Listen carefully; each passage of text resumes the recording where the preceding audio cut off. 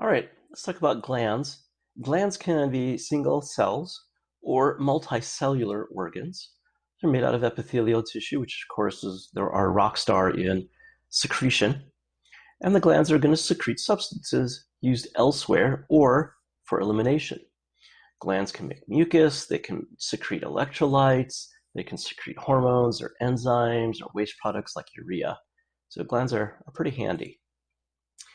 Endocrine glands don't have a duct. They're going to secrete their hormone directly into blood. This is typically a chemical messenger called a hormone that's going to go somewhere else in the body, and it's going to get there via the bloodstream. Exocrine glands, on the other hand, do have a duct.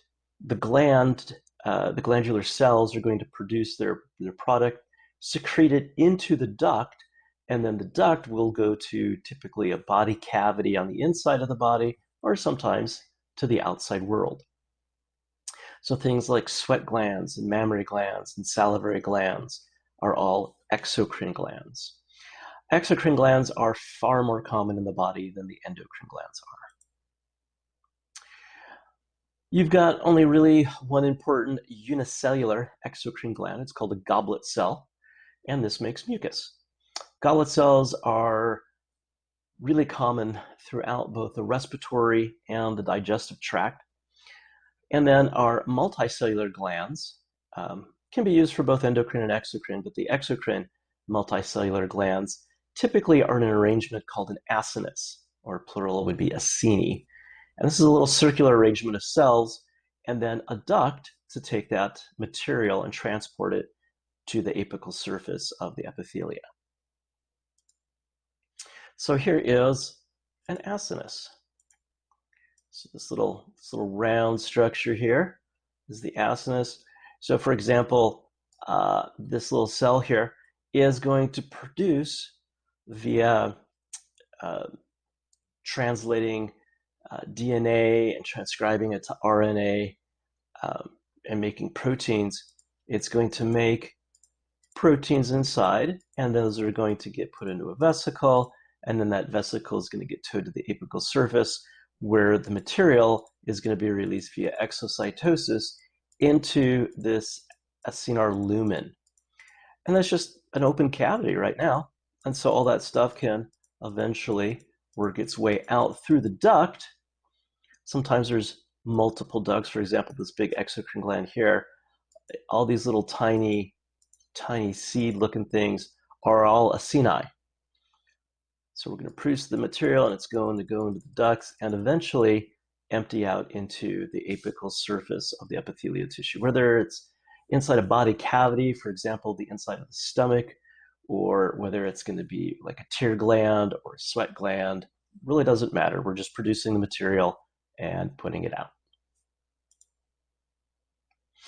So when we look at glands, we classify them by kind of the shape of the acinus and how complex they are. So simple glands are single. They only have one duct.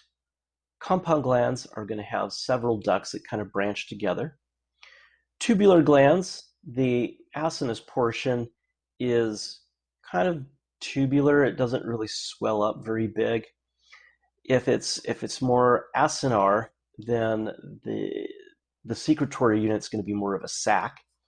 And then tubular acinar glands have both. Some of them are going to be tubular, some of them are going to be more acinar. So here is a simple tubular gland.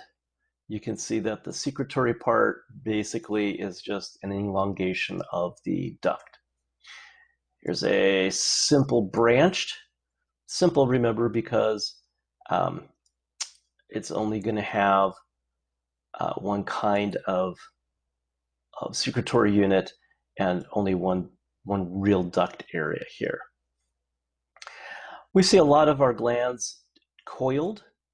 You can kind of see in the background here, this is grayed out where it's kind of run behind the plane of the cut. And so when you look at glandular tissue, it's really common to kind of see this arrangement where you have a whole bunch of areas that look like just kind of random circles that aren't really connected, but it's because our tube is Our tube is going in and out of the plane of the cut. Here's a simple acinar, simple branched acinar, compound tubular where the actual duct part is going to be branched, compound acinar, and compound tubular acinar where some of the secretory units are more round like acini, and then some of them are more tubular. When we look at how these glands secrete, they can do so in a couple different ways. The merocrine method, the apocrine method, and the holocrine method. Merocrine is basically what I've already just explained to you. We're going to package up the secretion into vesicles. Those vesicles get towed to the apical surface of the cell to release their contents through exocytosis. So examples of this would be tear glands, salivary glands, sweat glands, what we call eccrine sweat glands, exocrine glands in the pancreas, gastric glands in the stomach. All of these are going to use that process of exocytosis. Apocrine glands are kind of special. These typically don't activate until puberty.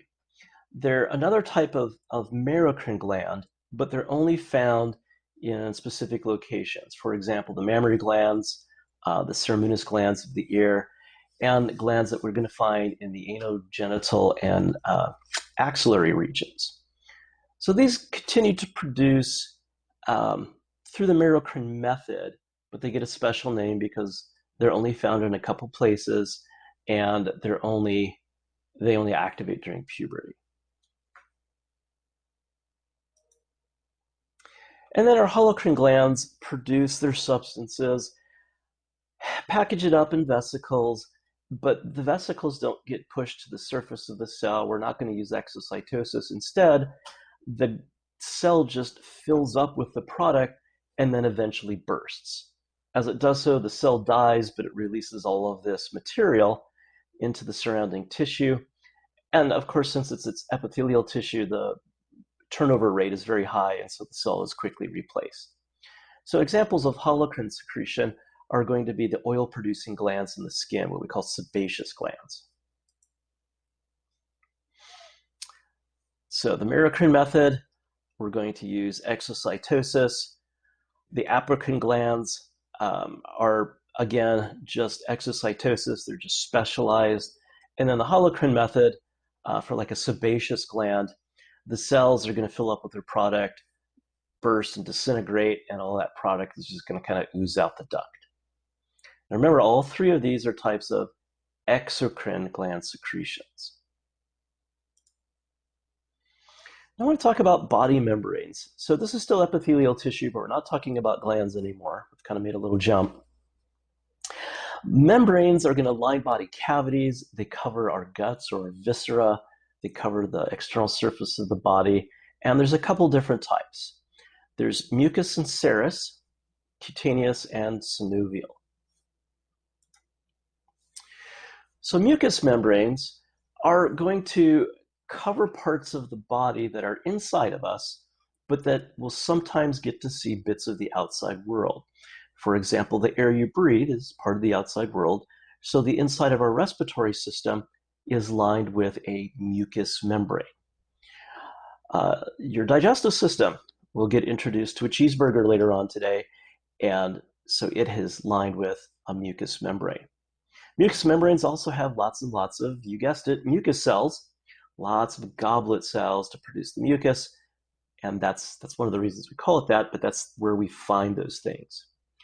Serous membranes, on the other hand, are epithelial membranes that we find inside the body, but they usually don't get to see bits of the outside universe.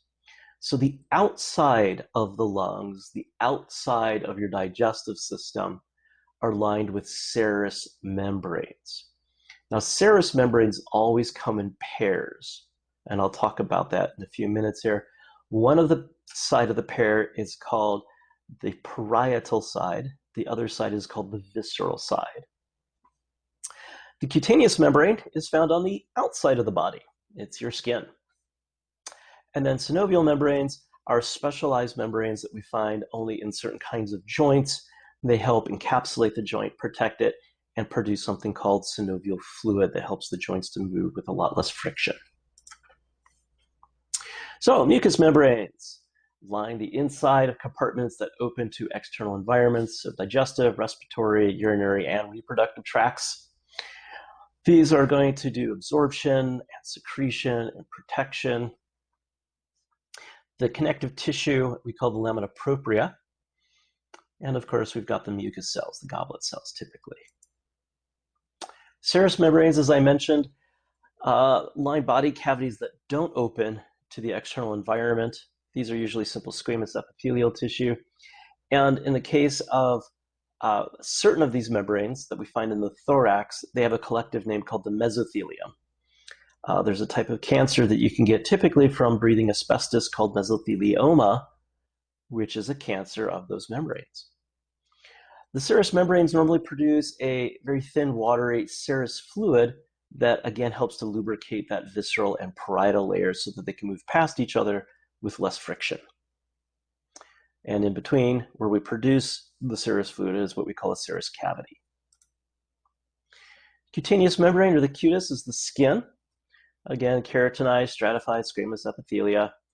It's tough, durable, it keeps our insides in and the outside out, protects organs, prevents water loss, prevents against infection, also helps with temperature regulation and sensation. And as I mentioned, our synovial membranes line some of the joints in the body. We've got areolar connective tissue under them. We've got squamous epithelial cells. They really don't have a basement membrane in this case. And as I mentioned, they produce that synovial fluid, which reduces friction among moving bone parts in those joints.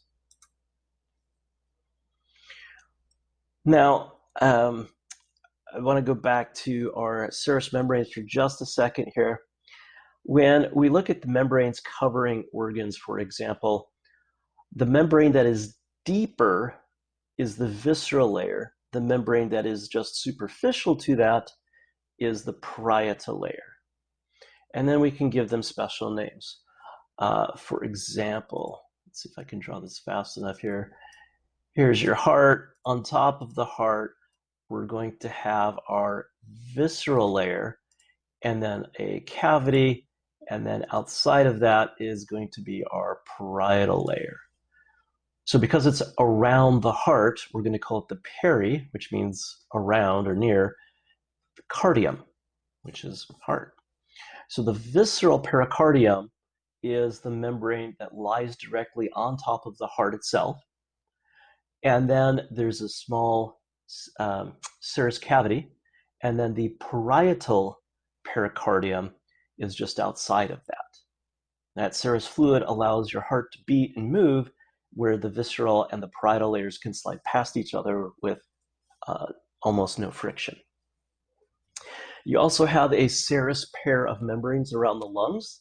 These are called the visceral and parietal pleura, and another set around all of your viscera, your organs, called the visceral and parietal peritoneum. Now, when we look at tissue modification, when epithelial tissue goes wonky, it tends to do a couple different things. Hyper means more than normal. Trophy is size. So hypertrophy is where a cell gets bigger. Plasia, on the other hand, is cell division or growth in the number of cells. And so hyperplasia is where you don't necessarily have bigger cells, you just have more than you should. Atrophy is where the cells you have are going to shrink. Aplasia would be a lack of cells. Meta means beyond. So plasia would again be cell growth. So metaplasia is where the cells grow past where they're supposed to be, and that's usually not great. Metaplasia is kind of a transitional step between normal tissue and cancer. So as, for example, smokers start to experience metaplastic or metaplasia changes in the tracheal epithelia, that means the cells are changing, they're growing where they're not supposed to, they're changing, and pretty soon they're going to be full-on cancer. It's not full-on cancer yet, so these cells will revert back if the person stops smoking. Dys means bad, so dysplasia is abnormal, bad body tissue development. This can, of course, be precancerous, or it could revert back to normal. This is a little bit further than the metaplasia. So, for example, cervical dysplasia due to exposure to human papillomavirus. Neoplasia, neo is new, so this is tissue growth that's new, and we typically use this in the context of being out of control. So this is going to be a cancer. Benign means good. So a benign neoplasia, I know it sounds weird being good cancer, but benign is where the cancer grows very slowly, it doesn't spread, and it's not doing anything aggressive. And so, yeah, it's cancer, but it's just kind of sitting there and not really doing anything, and it's not a big deal. Malignant, though, is bad. Malignant cancers will metastasize. So stasis is being in place. Meta is so past being in place, right? So metastatic cancer will spread and invade other tissues. And this is definitely where we get into cancer territory. As it spreads, it starts interfering with the normal function of cells, leading to either abnormal function or just full-on cell death. Necrosis is tissue death.